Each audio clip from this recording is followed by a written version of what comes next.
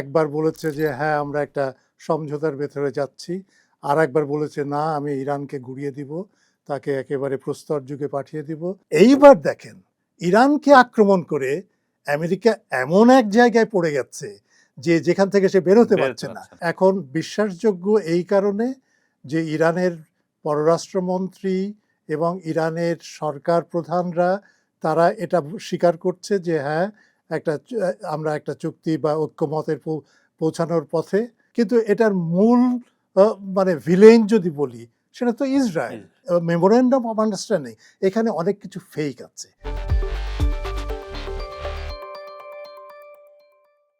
চর্চার ডিকোডে স্বাগত। আপনারা নিশ্চয়ই বিশ্বকাপের খেলাগুলো দেখছেন এবং আনন্দও পাচ্ছেন। এই আনন্দের মধ্যে একটা অস্বস্তির কাঁটা কেন জানি খচখচ করছে। সেই অস্বস্তির কাঁটাটা হচ্ছে মধ্যপ্রাচ্যে লড়াই। এই লড়াই ইরান এবং আমেরিকা ও ইসরায়েলের এই অসম যুদ্ধের একটা আপাতত ইতি হয়েছে, কিন্তু সেটা পুরোপুরি থামেনি। এই না থামাটাই সারা বিশ্বের শান্তিকামী মানুষের মধ্যে এক ধরনের অস্বস্তি তৈরি করে রেখেছে। ফলে অনেকেই এই বিশ্বকাপের ফুটবল খেলা দেখার সময়ও ঠিকমতো আনন্দ উপভোগ করতে পারছেন না। যারা খেলা দেখতে গেছেন তারাও অনেকে এই স্বস্তিতে নেই। তো এই বিশ্বকাপের চলাকালেই একটা চুক্তির সম্ভাবনা দেখা দিয়েছে দুই পক্ষের মধ্যে, বিশেষত ইরান এবং আমেরিকার মধ্যে। এটা নিয়ে আমরা কথা বলবো। আমাদের সঙ্গে আজ স্টুডিওতে আছেন অধ্যাপক বদরুল আলম খান। অধ্যাপক খান, আপনাকে স্বাগত। তো আমরা যেটা বলছিলাম যে ইরান এবং যুক্তরাষ্ট্র একটা চুক্তির কাছাকাছি পৌঁছেছে এবং ট্রাম্প তার সোশ্যাল হ্যান্ডেলে এই ঘোষণা দিয়েছেন যে ট্রুথ হ্যান্ডেলে যে রবিবার একটি চুক্তি সই হতে পারে। ইরানের দিক থেকে অবশ্য সই কোনো মানে স্বীকার করা হয়নি যে এরকম জিনিস সই হবে কি না হবে। তাহলে আসলে কি হতে যাচ্ছে? চুক্তি কি সই হবে? এপ্রিল মাসের 8 তারিখে যখন যুদ্ধবিরতি হলো, এবং সেই যুদ্ধবিরতিটা কিন্তু আমেরিকার অনুরোধেই হলো, তো সেই সময় থেকে আজকে পর্যন্ত ডোনাল্ড ট্রাম্প নানাভাবে একবার বলেছে যে হ্যাঁ আমরা একটা সমঝোতার ভেতরে যাচ্ছি, আর একবার বলেছে না আমি ইরানকে গুড়িয়ে দিব, তাকে একেবারে প্রস্তর যুগে পাঠিয়ে দিব। সুতরাং এইরকম ওঠানামা প্রায় 39 বার হয়েছে, এবং এই 39 বারের মধ্য দিয়ে আমরা এখন এমন একটা পর্যায়ে পৌঁছেছি যেখানে আমরা দেখছি যে হ্যাঁ একটা চুক্তির সম্ভাবনা আছে। এটাকে চুক্তিও বলছি না, এটা হচ্ছে মেমোরেন্ডাম অফ আন্ডারস্ট্যান্ডিং। তার মানে একটা সমঝোতা বোঝা যে আমরা কি বিষয়গুলো নিয়ে আলোচনা করব, এবং সেই আলোচনাগুলোর একটা একটা মোটামুটি একটা সাধারণ একটা ধারণা সৃষ্টি করা। তো এটা মানে এখন বিশ্বাসযোগ্য এই কারণে যে ইরানের পররাষ্ট্রমন্ত্রী এবং ইরানের সরকার প্রধানরা তারা এটা স্বীকার করছে যে হ্যাঁ একটা আমরা একটা চুক্তি বা ঐক্যমতের পৌঁছানোর পথে। পাকিস্তান যারা নেগোশিয়েট করেছে এটা, তারাও বলছে যে হ্যাঁ এটার একটা সম্ভাবনা আছে, এবং এটা রবিবারে সাইন হতে যাচ্ছে, তার মানে আজকে। আর আমেরিকার ডোনাল্ড ট্রাম্পও তো বলছে যে হ্যাঁ আমরা এটা সাইন করতে যাচ্ছি। যে কোনো চুক্তির মানে স্বাক্ষর হবে কি না, এর এর আগে কিন্তু একটা ভাইব ক্রিয়েট করে, একটা মানে একটা উত্তেজনা একটা সৃষ্টি করে। হ্যাঁ এখনই এটা হতে যাচ্ছে, আগামীকালই হবে, পরশু হবে, বা যে কোনো একটা ডেটকে নিয়ে তা একটা একটা এমন একটা পরিস্থিতির সৃষ্টি হয় যে একটা বড় কিছু হতে যাচ্ছে, বা ডোনাল্ড ট্রাম্প একটা সাংঘাতিক একটা মানে পদক্ষেপ নিচ্ছে ইত্যাদি।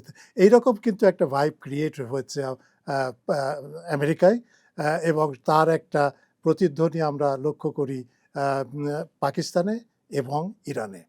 না, আমি যেটা মনে করছি সেটাতে আমি বলতে চাই যে আজকে কোনো চুক্তি স্বাক্ষর হবে না, কারণ চুক্তিটা এখন পড়ে আছে ইরানের কোর্টে। এখন ইরান এই চুক্তির প্রতি তাদের যে অবস্থান তারা এখনো জানায়নি। সুতরাং মানে আজকে তাড়াহুড়ো করে যে একটা চুক্তি ইরান সই করবে বা সম্মতি দিবে, সেই রকমের সম্ভাবনা না আমি দেখি না। এবং এটা হতে পারে চুক্তি, চুক্তি হতে পারে, কিন্তু সেই চুক্তিটা এখনই হবে না, আজকে হবে না, হতে পারে ১ সপ্তাহ পরে বা ১.৫ সপ্তাহ পরে সেটার একটা সম্ভাবনা আছে। এই কারণে যে ইরানও চায় না এই যুদ্ধকে আরও মানে দীর্ঘায়িত করা। আমেরিকার পক্ষেও কিন্তু নানা ধরনের সমস্যা আছে এবং সংকট, তার অর্থনীতিও একটা সংকটে আছে, তার বেকার দের সংখ্যা বেড়ে যাচ্ছে, অর্থনীতিতে একটা ক্রাইসিস মোমেন্টে আছে, তেলের দাম বাড়ছে। সুতরাং সব মিলিয়ে আমেরিকাও চায় আর বিশ্বও চায় কিন্তু যে হ্যাঁ, একটা শান্তিপূর্ণ একটা অবস্থার ভেতরে আমরা পৌঁছাই। যে যুদ্ধটা চাপিয়ে দেওয়া হয়েছে ইরানের উপরে, এটা আমেরিকায় চাপিয়ে দিয়েছে। সুতরাং এটার একটা সমাধান আমরা চাই। দ্বিতীয় দিক হচ্ছে যে কোনো চুক্তি যখন সই হবে, এই চুক্তিটা কার জন্যে? লক্ষ্য করে দেখেন যে এই চুক্তিটা আমেরিকা এবং ইরানের মধ্যে মনে হচ্ছে, কিন্তু এটার মূল মানে ভিলেন যদি বলি, সেটা তো ইসরায়েল। এবং ইসরায়েল বলছে যে আমরা এই চুক্তির ভেতরে নেই, তাই না? এই চুক্তির ভেতরে নেই। তাহলে যে ব্যাপারটা দাঁড়াচ্ছে যে যদি কোনো চুক্তি স্বাক্ষরও হয় আজকে অথবা ১ সপ্তাহের ভেতরে, সেই চুক্তিটা বা মেমোরেন্ডাম অফ আন্ডারস্ট্যান্ডিংটা টিকে থাকবে কিনা সে ব্যাপারে সন্দেহ আছে আমার। সন্দেহ এই কারণে যে ইসরায়েল কিন্তু তার দীর্ঘ ইতিহাসে সে যখনই কোনো একটা চুক্তি বা একটা শান্তির সম্ভাবনা দেখা গেছে, তখনই কিন্তু সে এটা প্রথম দফায় এটাকে ভণ্ডুল করার জন্য গোড়াতেই সে শেষ করে দিতে চেয়েছে এবং এটা একটা প্যাটার্ন তার জন্যে। এই প্যাটার্নটা হচ্ছে এই কারণে যে ইসরায়েল তার অস্তিত্বটাকে কিন্তু টিকিয়ে রাখা তার পক্ষে সম্ভব কেবলমাত্র একটা যুদ্ধাবস্থা ক্রিয়েট করে। এটা একটা ক্যান্সারের মতো সবসময়। এটা একটা ক্যান্সারের মতো। ক্যান্সার যেমন ধরেন ছোট একটা টিউমার দেখা দিল, তারপরে ওটা ছড়িয়ে পড়ে একেবারে সমস্ত দেহকে মানে নিয়ন্ত্রণ করে বা ধ্বংস করে দেয়। ঠিক সেই রকম ইসরায়েলও এমন একটা দেশ যে সে এটা করছে। যেমন ৯০ লক্ষ মানুষের একটা রাষ্ট্র, ৯০ লক্ষ মানুষের একটা রাষ্ট্র, এতটুকু একটা দেশ একটা বোমা ফেললে মনে হয় যে ধ্বংস হয়ে যাবে এই রকম, তাই না? খুব একটা চলাচল বা যোগাযোগের আর কোনো স্কোপ না, একটা সাফোকেটেড হয়ে একটা চারিদিক থেকে একটা চাপের ভেতরে এরকম একটা দেশ এই ইসরায়েলকে আমি মনে করি। এখন সেই দেশ কি করেছে? সেই দেশ করেছে আশেপাশে সব দখল করার চেষ্টা করছে, এই লেবানন থেকে শুরু করে, সিরিয়া থেকে শুরু করে, গাজার, প্যালেস্টাইন, পশ্চিম ব্যাংক ইত্যাদি ইত্যাদি মিলিয়ে, এবং তার আশা আরও অনেক বেশি কিভাবে গ্রেটার ইসরায়েল এরিয়ে করা। সুতরাং এটা একটা ক্যান্সারাস, এবং এই ক্যান্সারটা মানে ছড়িয়ে পড়ছে এই মধ্যপ্রাচ্যের বিভিন্ন জায়গায়, বিভিন্ন এলাকায়। সুতরাং এই ক্যান্সারটা কিন্তু যদি নিরাময় করতে হয়, তাহলে আপনি লক্ষ্য করে দেখেন, ঠিক আছে হলো আজকে মেমোরেন্ডাম অফ আন্ডারস্ট্যান্ডিং আজকে স্বাক্ষরিত হলো। স্বাক্ষরিত হওয়ার পরপরই আমি যেটা সন্দেহ করি যে যে ইসরায়েল এখন কিন্তু আক্রমণ করছে না লেবানন বা বৈরুতকে, তারা প্রথমেই আঘাত করবে বৈরুতকে, হ্যাঁ, করে এটা ভণ্ডুল করার চেষ্টা করবে। এখন সব কিছু নির্ভর করছে যে ইসরায়েলের উপরে আমেরিকার এবং আমেরিকার প্রেসিডেন্ট ডোনাল্ড ট্রাম্পের কর্তৃত্ব কতটুকু। এই কর্তৃত্বটা কিন্তু এইরকম না যে হ্যাঁ আজকে আমি টেলিফোন করে নেতানিয়াহুকে বললাম যে তুমি স্টপ করো, তুমি লেবাননে আক্রমণ করো না। এটা একটা ইনস্ট্যান্ট হতে পারে, কিন্তু এটা যে একটা দীর্ঘমেয়াদী এবং এটা যে একটা প্যাটার্ন যে ইসরায়েলকে নিয়ন্ত্রণ করা বা তাকে বাধ্য করা যে তুমি মানে তোমার ইচ্ছা মতো তুমি এটা করতে পারবে না, এটা একটা দীর্ঘমেয়াদী যে একটা ইসরায়েলকে কন্ট্রোল করা, সেই ক্ষমতা তো নেই ট্রাম্পের। তবে কি মানে এই চুক্তিতে যদি বলি যে চুক্তি বা সমঝোতা স্মারক যেটাই বলি না কেন, আবার কেউ কেউ বলছেন এটা একটা ৬০ দিনের অন্তর্বর্তীকালীন চুক্তি বা সমঝোতা হতে পারে, যেটা আফটার 60 ডেজ মানে এইটা একটা পূর্ণাঙ্গ চুক্তিতে রূপান্তর করা হবে। তো এই চুক্তিতে কি আসলে কি আছে কি, যেটা নিয়ে ধরুন ইরানে বিক্ষোভ, ইসরায়েলের মধ্যে অসন্তোষ, আবার আমেরিকানরা খুশি, মানে কি আছে তাতে? এপ্রিলের ৮ মাসে যখন যুদ্ধবিরতি হয়, তখন কিন্তু ইরান ১০ পয়েন্টের একটা প্রস্তাব দিয়েছিল। সেই ১০ পয়েন্টের প্রস্তাবের ভেতরে যে সমস্ত জিনিসগুলো লক্ষণীয় এবং তার প্রতি ইরান এখনো পর্যন্ত অটল আছে, সেগুলো হচ্ছে, ১ নম্বর হচ্ছে যে এই গ্যারান্টি দিতে হবে যে কেউ কাউকে আক্রমণ করবে না।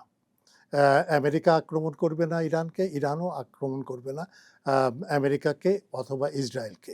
এই রকমের একটা একটা সমঝোতা একটা থাকবে। এটা হচ্ছে এক। দ্বিতীয় হচ্ছে যে প্রতিটা দেশের সার্বভৌমত্ব মেনে নিতে হবে।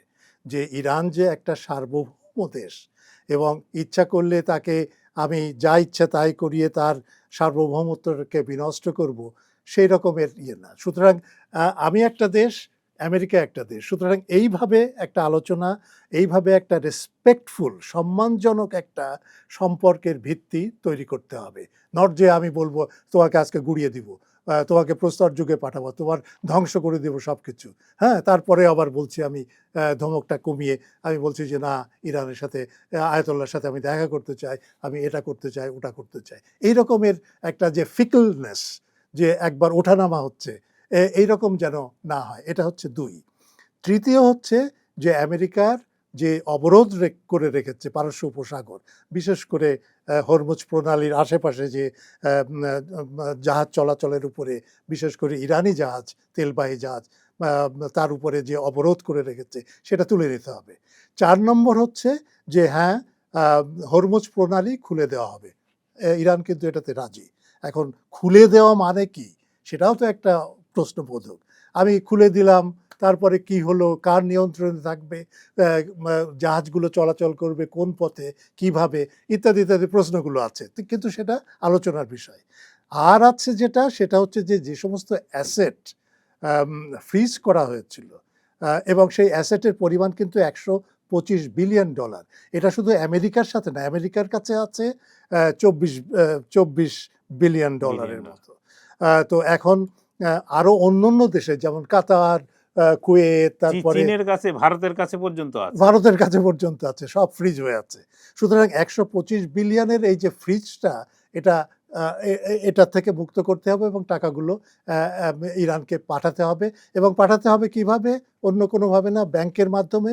এবং ইরান যখন নিশ্চিত হবে যে হ্যাঁ, টাকাটা পৌঁছেছে তাদের ব্যাংকে, তখনই তারা স্বস্তি পাবে এবং তারা একটা আস্থা ফিরে পাবে। সুতরাং এইগুলো। আর একটা যেটা ছিল সেটা হচ্ছে যে এখানে যে আমেরিকার ঘাঁটিগুলো আছে, সেই ঘাঁটি থেকে আমেরিকাকে চলে যেতে হবে। এই রকমের আর ছোটোখাটো মিলিয়ে 10টা প্রস্তাব ছিল। এখন যে প্রস্তাবটা এই মেমোরেন্ডাম অফ আন্ডারস্ট্যান্ডিংয়ে যে পয়েন্টগুলো আসবে, সেই পয়েন্টগুলো হচ্ছে সেই পয়েন্টগুলোকে 2 ভাগে ভাগ করা হয়েছে। একটা হচ্ছে প্রথম ধাপে যেটা হবে, সেটা হচ্ছে যে অ্যাসেট ফ্রিজটাকে তুলিয়ে নিতে হবে, তারপরে নৌ অবরোধ তুলে নিতে হবে, ইরান তার হরমুজ প্রণালী খুলে দিবে। হ্যাঁ, আর আর পরবর্তী ধাপে যেটা হবে সেটা হচ্ছে নিউক্লিয়ার ইস্যু নিয়ে আলোচনা। এখানে কিন্তু ক্ষেপণাস্ত্র নিয়ে কোনো আলোচনার কোনো সুযোগ নেই, ইরান সেটা বলেই দিয়েছে। এখন সমস্যা হচ্ছে যে এই তিনটা এবং যুদ্ধ বিরতি হবে বা শান্তি চুক্তি হবে বা সমঝোতার বিষয়টাতে অবশ্যই লেবাননে যুদ্ধবিরতি এবং লেবাননে ইসরায়েলি আক্রমণটাকেও এখানে অন্তর্ভুক্ত করতে হবে। গাজায় প্যালেস্টাইনিদের বিরুদ্ধে যেভাবে অত্যন্ত নীরব আকারে আক্রমণ হচ্ছে, সেটাও ইয়ে করতে হবে। সুতরাং 3টা জায়গায়, একটা হচ্ছে যে ফ্রিজ থেকে উদ্ধার করতে হবে সম্পদ, 2 হচ্ছে অবরোধ তুলে নেওয়া, 3 হচ্ছে হরমুজ প্রণালী ইরান খুলে দেবে, এবং 4 হচ্ছে যুদ্ধবিরতি। মানে হচ্ছে সব জায়গায় যুদ্ধবিরতি। আর সেই যুদ্ধবিরতি যদি সব জায়গায় না হয়, তাহলে কোনো যুদ্ধবিরতি না। এই 4টা পয়েন্টে আলোচনাটা হচ্ছে বলে আমি মনে করি। এখন এই 4টা পয়েন্টের যে মানে জটিলতা, সেটা নিয়ে আমরা আলোচনা করতে তো হবে। জটিলতা তো আছেই, কিন্তু ধরুন এই ইরান যেভাবে চাচ্ছে সেইভাবে তো এক পূর্ণাঙ্গভাবে চুক্তি হওয়া কি সম্ভব? সেজন্য কিন্তু ইরানে ইতিমধ্যে যে অংশগুলো ফাঁস হচ্ছে তার ভিত্তিতে ইরানে কিন্তু এক ধরনের বিরোধিতা লক্ষ্য করা যাচ্ছে। বিশেষত ইরানে আপনার আরাগাচির বিরুদ্ধে তাদের পররাষ্ট্রমন্ত্রী, তার বিরুদ্ধে কিন্তু বিক্ষোভ হয়েছে এবং বলা হচ্ছে যে দেশের সঙ্গে যিনি বেইমানি করবেন তার দেশে ঠাঁই নেই। এমনকি এই 2 জন পার্লামেন্টেরিয়ান ইরানে তারা তাদের সোশ্যাল মিডিয়া তে লিখেছেন যে কোনো ধরনের কোনো ইরানের বিরুদ্ধে যায় এরকম কোনো চুক্তি করা যাবে না। আমেরিকার সঙ্গে যে চুক্তি নিয়ে আলোচনা হচ্ছে সেটি একান্ত গোলামির চুক্তি, হুম, এই ধরনের শব্দ তারা ব্যবহার করেছেন। হুম। তাহলে ইরানে এই ধরনের বিরোধিতা কেন? ইরানের বিরোধিতা মানে ইরানের যে শাসক গোষ্ঠী বা পার্লামেন্টের যে মেম্বার, আপনি লক্ষ্য করে দেখেন এই এই প্রতিবাদটা যদি হয় তার মানে হচ্ছে এই যে ইরানে একটা ডেমোক্রেটিক একটা প্রক্রিয়া প্রক্রিয়া আছে, আছে, তাই না? তা নাহলে এই বিক্ষোভটা হতে পারতো না। মানে কিন্তু কথাই বলতে পারতো না। কথাই বলতে পারতো না। কিন্তু আমরা সেটা দেখছি, হ্যাঁ, বাস্তবে আছে। তার মানে হচ্ছে যত প্রোপাগান্ডা ইরানকে কেন্দ্র করে করা হয় না কেন, সেখানে কিছুটা ঘাপলা আছে বা সেটা সত্য না। এটা হচ্ছে এক। দ্বিতীয় হচ্ছে যে প্রত্যেকটা দেশের মতোই একটা রাজনৈতিক যে আ শক্তি, যে শক্তি রাষ্ট্র চালায় অথবা অপোজিশনে থাকে অথবা আ একটা আ মানে সিভিল সোসাইটি যাই বলি না কেন, প্রত্যেকের তো কিছু শক্তি আছে এবং সেই শক্তিগুলো এত দ্বিধাবিভক্ত, ঠিক আমেরিকার মতোই, ঠিক ওয়েস্টার্ন পশ্চিম ইউরোপের মতো, ঠিক অন্য জায়গার মতো, ভারতের মতো, আমাদের দেশের মতো নানা এক্সট্রিমস আছে। কোনো একটা ঐক্যমত থাকার তো কোনো প্রশ্নই আসে না যে কোনো একটা সমাজে বা যে কোনো একটা রাষ্ট্রে। ঠিক ইরানেও কিন্তু ওই রকমেরই একটা অবস্থা, যে ওখানে যে ফ্যাব্রিকচার যেটাকে আমরা বলি রাজনৈতিক ফ্যাব্রিক বা গঠন বা বুনন যেটা, সেই বুননের ভেতরে যেমন আছে এক্সট্রিম ক্লারিক্যাল শক্তি, মোল্লারদের একটা গ্রুপ আছে যারা আমেরিকার সাথে কোনো আলোচনাই করতে চায় না, যারা মনে করে যে আমেরিকা থেকে কমপ্লিটলি ইয়ে করে ইসরায়েলকে ধ্বংস করা এবং আমেরিকাকেও সেইভাবে অপদস্থ করা, সেই সেই রকমের একটা ট্রেন্ড। এবং এরাই কিন্তু এখন এই আন্দোলনটা আন্দোলন মানে বিক্ষোভ করছে। এখন আরেকটা দিক, আরেকটা হচ্ছে যে মডারেট একটা, এখন আমি যদি রাষ্ট্র পরিচালনা করতে চাই তাহলে আরাকচির পক্ষে আহ, আহ, আরাকচির পক্ষে ওই রকম একটা অবস্থান নিয়ে কোনো নেগোসিয়েশনে যাওয়া সম্ভব বা কোনো আলোচনায় যাওয়া সম্ভব? সম্ভব না। সম্ভব না। যে কোনো নেগোসিয়েশনে কিন্তু একটা ভেগনেস থাকে, একটা দ্বিধামূলক একটা মানে অপরিষ্কার একটা দিক থাকে, কিন্তু সেইটাই হচ্ছে নেগোসিয়েশন, সেটাই হচ্ছে যত নেগোসিয়েশনই হোক না কেন। এই যে আপনি দেখেন রাশিয়ার সাথে আমেরিকার যে নেগোসিয়েশনগুলো, অ্যাঙ্করেজে যেটা গেল, পুতিন গেল ওখানে, ডোনাল্ড ট্রাম্প করলেন, এখন দেখা যাচ্ছে কমপ্লিটলি ভেগ। ভেগ মানে হচ্ছে এটাকে বলে এটাকে বলে ফেক ডিপ্লোমেসি, ফেক ডিপ্লোমেসি। এখন এই মেমোরেন্ডাম আন্ডারস্ট্যান্ডিংটা হচ্ছে একটা ফেক ডিপ্লোমেসি বলে আমি মনে করি। এই ফেক এই শুধু এই কারণে যে একেবারে মিথ্যা, কিন্তু একটা মিনিমাম একটা জায়গায়, এখন আপনি যদি একটা মিনিমাম জায়গায় যদি একটা মানে ট্রাস্ট বিল্ডিং যদি না হয় তাহলে পরবর্তী আলোচনা তোগুলো সম্ভব না।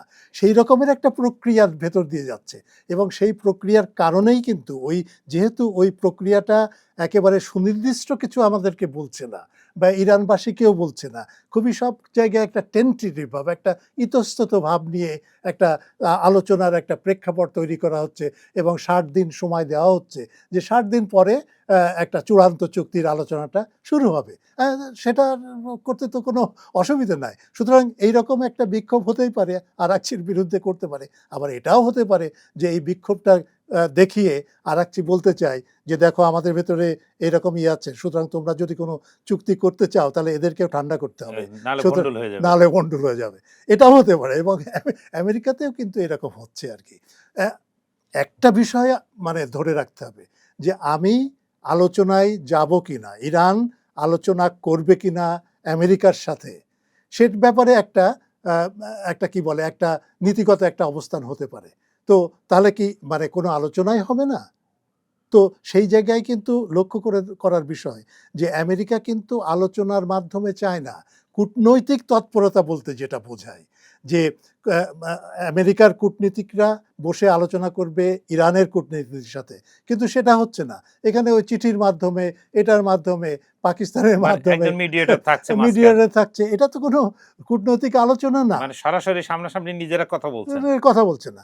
আর একটা সন্দেহ থেকে যায় যেটা ইরান কিন্তু বারবার বলছে যে যদি কোনো মেমোরেন্ডাম অফ আন্ডারস্ট্যান্ডিং হয় এবং তার উপরে ভিত্তি করে যদি কোনো শান্তি চুক্তিতে আমরা পৌঁছাই তাহলে সেটা স্বাক্ষরিত হবে ইউনাইটেড নেশনসের নিরাপত্তা পরিষদের মাধ্যমে একটা প্রস্তাব আকারে, নট দ্যাট যে এটা বিটুইন আপনার ইরান এবং আমেরিকার মধ্য দিয়ে হবে না। এটা একটা জিনিস হচ্ছে যে আমেরিকার উপরে পৃথিবীর ট্রাস্টটা কমে গেছে, সেই কারণেই কিন্তু এই সমস্ত জটিলতাগুলো হচ্ছে। আপনি লক্ষ্য করে দেখেন যে জেসিপিওএ, তাই না, জেসিপিওএ সাইন করলো ইরান 2015 সালে বারাক ওবামার সময় সময়ে। সেই জেসিপিওটাকে ভণ্ডুল করার জন্যে ইসরায়েল এমন কোনো পদক্ষেপ নেই যেটা তারা করেনি। তারপরেও বারাক ওবামা অত্যন্ত ঠান্ডা মাথায় এবং যথেষ্ট প্রজ্ঞা দেখিয়ে এই চুক্তিটা সই করলো। ইরান কিন্তু অক্ষরে অক্ষরে পালন করেছে এবং এই চুক্তিতে যারা গ্যারান্টর ছিল তারা কিন্তু হিউজ ব্যাপার, whole European Union, Russia, Russia, চীন, চীন, তারপর ইউনাইটেড নেশনস, আমেরিকা, সব মিলিয়ে এটা একটা মানে একটা প্রোটেক্টেড একটা ইয়ে ছিল যে পারমাণবিক অস্ত্র সম্পর্কে মাত্র 3.5 বা 6 এইটুকু উৎকর্ষী সাধন করতে পারবে ইরান, তার বাইরে না। তো এটা একটা চমৎকার একটা চুক্তি ছিল। এখন দেখেন সেই চুক্তিটা ভঙ্গ করে ইয়ে করবে। তো আমেরিকা জেসিপিওএ চুক্তি ভঙ্গ করলো ডোনাল্ড ট্রাম্প 2018 সালে, তাই না? আচ্ছা, তারপরে দেখেন এনার্জি ডিল হয়েছিল মনে আছে আমাদের ইউক্রেনের সাথে। ডোনাল্ড ট্রাম্প এসে বলল যে সমস্ত এনার্জিগুলো আমরা নিয়ন্ত্রণ করব, কন্ট্রোল করব। কোথায় গেল সেই চুক্তি? কেউ এখন কোনো কথা বলছে না। আমেরিকাও এটা সম্পর্কে খুব একটা ইন্টারেস্টেড না, এখন খুব একটা যে ইচ্ছুক সেটাও না। আপনি দেখেন অ্যাঙ্করেজে যেটা হলো চুক্তিটা একটা হয়েছিল, কিন্তু সেই চুক্তিটা হয়েছিল এই যে যে ওই ডনবাস এলাকা থেকে ইউক্রেন সমস্ত উইথড্র করবে এবং তারপরে যুদ্ধটা শেষ হবে, এরকম একটা চুক্তি হয়েছিল এবং ডোনাল্ড ট্রাম্প কিন্তু এই ব্যাপারে স্টেটমেন্ট দিয়েছিল। সেটা গেল কোথায়? তারপরে দেখেন এই ইরানের 10 পয়েন্ট নিয়ে, ইরানের 10 পয়েন্টে কি ছিল? 10 পয়েন্টে ছিল যে যে যুদ্ধবিরতি হবে সেই যুদ্ধবিরতিটাকে ইনক্লুড হবে লেবানন, এবং ডোনাল্ড ট্রাম্প কিন্তু রাজি হলো যে হ্যাঁ 10 পয়েন্টটা একটা ফ্রেমওয়ার্ক, গুড ফ্রেমওয়ার্ক, যার উপরে ভিত্তি করে আমরা কাজ করতে পারি। তারপরে হলো কি ইসরায়েল লেবানন আক্রমণ করলো। তারপরে ডোনাল্ড ট্রাম্প বলা শুরু করলো যে না না না না না, ওই লেবানন এর ভেতরে অন্তর্ভুক্ত ছিল না, আমরা তো এই করেছি ইত্যাদি। সুতরাং ট্রাস্টটা কোথায় আসবে? আমেরিকা এই সমস্ত চুক্তিবদ্ধতার থেকে দূরে চলে গেছে এখন। আগে যে চুক্তিটা, আগে যে আমেরিকার যে প্রশাসন ছিল সেই প্রশাসন এখন নেই, এবং এটা শুধু আমেরিকার ক্ষেত্রেই প্রযোজ্য না।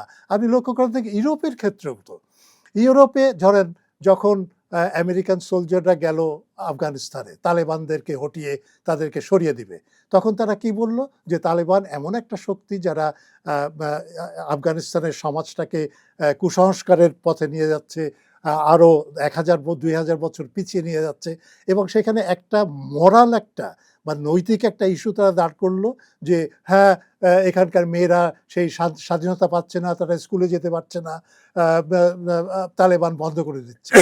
তো এটাতে ইউরোপ কিন্তু হ্যাঁ বলল যে হ্যাঁ তাই তো, সুতরাং তারা ওখানে গেল। তারপরে ইরাকেও সেটা গেল। কিন্তু গাজায় যখন আপনি হাজার হাজার শিশুদেরকে হত্যা করছে এই ইসরায়েল, উচ্চবাচ্য করছে না ইউরোপ।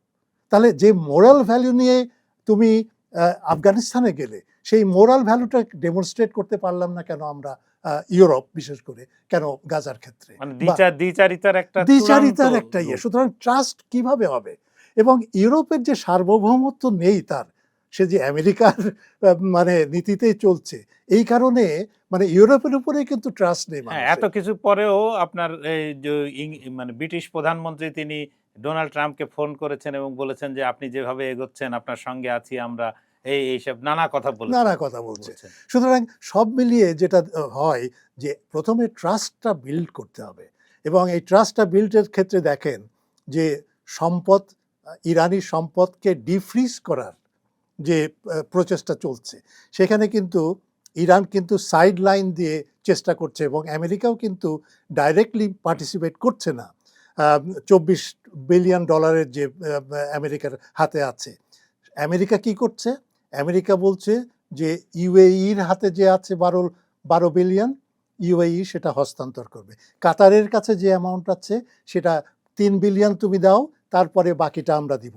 এইরকম করে আমেরিকা দেখানোর চেষ্টা করছে যে বারাক ওবামা যে টাকা দিয়েছিল ইরানকে ওই চুক্তি করার প্রেক্ষাপটে, সেটা আমি চাই না, মানে ডোনাল্ড ট্রাম্প চায় না, কিন্তু অন্যদেরকে দিয়ে সে করাচ্ছে, কিন্তু ইউএইকে দিয়ে, কাতারকে দিয়ে বা বাহরাইনকে দিয়ে ডিফ্রিজ করছে, কিন্তু আমেরিকাকে তো দেখাতে হবে যে আমার যে টাকা আমি ফ্রিজ করে রেখেছি ইরানি টাকা, সেটা দিলে আমি যদি ফেরত দিই, অন্তত হাফ দিই ফেরত 12 বিলিয়ন, তাহলে তো একটা ট্রাস্ট বিল্ড হয়।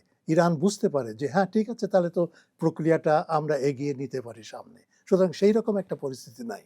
তো এইরকম যে একটা অবিশ্বাসের পরিবেশ, যেখানে ইরানের সঙ্গে আমেরিকার অবিশ্বাসের পরিবেশ চলছে, তার আগে আপনি যেটা বললেন যে ইসরায়েল কখনোই চায় না যে এই মধ্যপ্রাচ্যের কোনো দেশের সঙ্গে, বিশেষত ইরানের সঙ্গে আমেরিকার কোনো সমঝোতা হোক, এবং পদে পদে সে চায় যে এটাকে ভণ্ডুল করে দিতে। তো এইবারও কি এর প্রথমে আপনি বলছিলেন যে কিভাবে ইসরায়েল বাধা সৃষ্টি করছে, হুম। তো এবারও কি মনে হয় যে আমেরিকা এবং ইরান যদি কোনো চুক্তিতে পৌঁছায়, কোনো সমঝোতায় পৌঁছায়, সেটা কি ভণ্ডুল করে দেওয়ার জন্য ইসরায়েল সর্বোচ্চ চেষ্টা করবে? সর্বোচ্চ চেষ্টা করবে, সর্বোচ্চ চেষ্টা করবে এইভাবে, যেমন ধরেন যদি চুক্তিটা হয়, মেমোরেন্ডাম অফ আন্ডারস্ট্যান্ডিংটা যদি স্বাক্ষরিত হয় ইরান এবং আমেরিকার মাধ্যমে, তখন ইসরায়েল আক্রমণ করবে লেবানন, বৈরুতকে। এখন কিন্তু আক্রমণ করেনি বা করছে না, এখন কিন্তু স্থগিত আছে। কিন্তু এই স্থগিত থাকার প্রেক্ষাপটটা কি? প্রেক্ষাপটটা হচ্ছে যে আপনি দেখেন ইসরায়েল আক্রমণ করলো, কিন্তু ইরান বলল যে লেবাননকে আক্রমণ করার মানেই হচ্ছে যে চুক্তি ভঙ্গ করা। সুতরাং ইরানও কিন্তু ইসরায়েলকে আক্রমণ করলো, তারপরে ইসরায়েল আবার পাল্টা আক্রমণ করলো, তাই না, ইরানকে। তারপরে ইরান আবার পাল্টা আক্রমণ করলো, বিশেষ করে দুটো ওদের সামরিক ঘাঁটিতে। এই পাল্টাপাল্টির একটা পর্যায়ে ইসরায়েল কিন্তু বাধ্য হলো তার আক্রমণ, লেবাননের বিরুদ্ধে তার আক্রমণটাকে স্থগিত রাখা। সুতরাং দেখেন কীরকম স্ট্র্যাটেজিক একটা ভুল করেছে আমেরিকা, যে আগে যেখানে আমেরিকা যে কি করত, যে আমি যে দেশকে আমি টার্গেট করছি, যেমন সিরিয়া 2015 সালে, সিরিয়াকে টার্গেট করে এমনভাবে টার্গেট করা যে সিরিয়াকে কমপ্লিটলি আইসোলেট করে আমি তাকে আক্রমণ করব, ধ্বংস করব। আফগানিস্তানটাকে আক্রমণ করলো 2001 সালে ওইভাবে, যে বাকি সব কেউ কিন্তু, এমনকি রাশিয়ার পুতিনও কিন্তু বিরোধিতা করলো না, তারাও কিন্তু বুশকে সাপোর্ট করলো আফগানিস্তানের ভিতরে। সুতরাং সব সব দেশকে আইসোলেট করে, ওই দেশটাকে কমপ্লিটলি আইসোলেট করে ওর উপরে আক্রমণ করে তাকে ধ্বংস করা। এই ইরাকের ক্ষেত্রে একই জিনিস, সিরিয়ার ক্ষেত্রে একই, সোমালিয়াতে একই, তারপরে আপনি আরও অন্য লেবাননে একই ব্যাপার, গাজাতে একই ব্যাপার। সুতরাং আইসোলেট করে একটা টার্গেটকে ধ্বংস করা, এটা কিন্তু এতদিন ধরে ইসরায়েল এবং আমেরিকা করে এসছে, সফল হয়েছে এবং সব জায়গায় সফল হয়েছে। কিন্তু এইবার দেখেন ইরানকে আক্রমণ করে আমেরিকা এমন এক জায়গায় পড়ে গেছে যে যেখান থেকে সে বেরোতে পারছে না। তার মানে তুমি যদি মানে ইসরায়েল যদি লেবাননকে আক্রমণ করে, তার মানে হচ্ছে ইরান লেবাননকে ডিফেন্ড করতে যেয়ে সে ইসরায়েলকে আক্রমণ করছে। এটা পৃথিবীর ইতিহাসে 1948 সাল থেকে এই পর্যন্ত, এই যে 50, 70, 80 বছরের যে ইতিহাস ইসরায়েলের মানে জীবনের, কখনো ঘটেনি। সুতরাং ইরান যে আজকে গালফ এরিয়াতেই শুধু না, মধ্যপ্রাচ্যের যে সবচেয়ে বড় শক্তি, এবং মোর্তজা হোমেনি কিন্তু একটা জয়েন্ট একটা সিকিউরিটি কাউন্সিলের একটা মিটিংয়ের পরে সে কিন্তু একটা স্টেটমেন্ট দিয়েছে। সেই স্টেটমেন্টে বলছে যে ইরান শর্ত নির্ধারণ করবে, নট আমেরিকা, নট ইসরায়েল। সুতরাং এই যে গ্লোবাল একটা চেঞ্জ চলে এসছে বিকজ অফ ইরানের কারণে এবং তার স্ট্রং পজিশনের কারণে। আরাকচির বিরুদ্ধে আজকে বিক্ষোভ হতে পারে ইরানে, কিন্তু ব্যাপারটা হচ্ছে যে একটা রাষ্ট্র তো, এটা তো খণ্ডিত কোনো বিরোধী দলের বা একটা পকেট না, এটা হচ্ছে একটা রাষ্ট্র পরিচালনা। এবং রাষ্ট্র পরিচালনায় আপনি দেখবেন যে ভারত যেভাবে ডিল করে, বা চীন যেভাবে ডিল করে, বা রাশিয়া যেভাবে ডিল করে ডিপ্লোমেসির মাধ্যমে, কিন্তু জানে ওটা ফেক ডিপ্লোমেসি, তাই না? এবং ইরানও কিন্তু ঠিক ওইভাবেই, ওই এখন আপনি যদি বলেন আরাকচি বা লারিজানি মারা গেছেন, রাশিয়াতে গেল, রাশিয়াতে যে তারা কি শুধু চুক্তি মানে আলোচনা করে যে তুমি আমাকে কত অস্ত্র দিবা, আমি তোমাকে কত টাকা দিব, এটা ন, তারা আলোচনা করে কিভাবে আমেরিকাকে ডিল করতে হবে। এবং এই ডিলের যে স্ট্র্যাটেজিটা সেটা ইয়ে করতে হবে। এবং রাশিয়া কিন্তু আমেরিকা, বিশেষ করে ট্রাম্পের ইগোকে ম্যানেজ করার ক্ষেত্রে সাংঘাতিকভাবে সাকসেসফুলি করেছে। আপনি দেখেন আজকে ইউক্রেনে আমেরিকার ভূমিকাটা কত কমে গেছে, একেবারে প্রায় প্রায় কমে জিরোতে পৌঁছাচ্ছে, তাই না? সুতরাং এটা কিভাবে হলো? ওই ফেক ডিপ্লোমেসির মাধ্যমে। আপনি দেখেন আমেরিকা কোন ডিপ্লোম্যাটদের পাঠালো, কুশনার এবং আরেকজনকে, তার বন্ধুকে, উইটকফকে পাঠালো। তো এখন ইয়ে করলো কি, রাশিয়া কি করলো? রাশিয়া ঠিক একইভাবে ফেক ডিপ্লোম্যাট পাঠালো। ওই যে আপনার যিনি যে হচ্ছে কি বলে মানে অলিগার্ক শ্রেণীর রিপ্রেজেন্টেটিভ, সে কোনো ডিপ্লোম্যাট না। সুতরাং এইভাবে মানে এটা বুঝে গেছে ইরান যে আমাকে যদি আমেরিকাকে যদি ট্যাকেল করতে হয় তাহলে ঠিক ওর সাইকোলজিটা বুঝে, ওর মতো করে ডোনাল্ড ট্রাম্পের সাইকোলজিটা ওইভাবে করতে হবে। সুতরাং এই যে ডিলটা, মেমোরেন্ডাম অফ আন্ডারস্ট্যান্ডিং, এখানে অনেক কিছু ফেক আছে এবং ইরান কিন্তু অত্যন্ত মানে সচেতনভাবে ওই ফেকনেসটাকে ব্যবহার করছে। কিন্তু যখন আলটিমেট আলোচনা আসবে তখন দেখবেন যে ইরানের অবস্থা কোন জায়গায় দাঁড়ায়। এবং ইতিমধ্যে ওই যে মাছ যখন ধরা হয় পুকুরে বা নদীতে, তাকে খেলানো হয়, এই খেলানোর মানে বড়শিতে বাঁধলে তখন সে এই খেলানোর কাজটা করছে ইরান এখন। ধন্যবাদ অধ্যাপক খান। প্রিয় দর্শক, চর্চা ডিকোডে এখন এ পর্যন্তই। দেখা হবে পরের পর্বে।